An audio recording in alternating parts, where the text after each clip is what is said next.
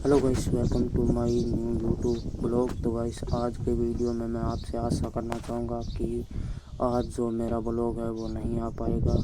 इसीलिए नहीं आ पाएगा कि कुछ कारणवश नहीं आ पाएगा। तो गाइस, कोई तकलीफ़ हो तो मुझे कमेंट करके बता देना इस वीडियो के अंदर, और मैं आपको जल्द से जल्द एक ब्लॉग वीडियो बना के डाल दूँगा। कल सुबह 8 बजे आ जाएगा या कल लगभग शाम को 7:30 बजे तक आपको ये वीडियो है ये मिल जाएगा।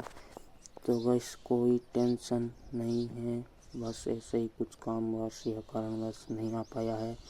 तो बस यही कृपा करना कि मेरे वीडियो को सपोर्ट करना, लाइक करना और चैनल को सब्सक्राइब करना।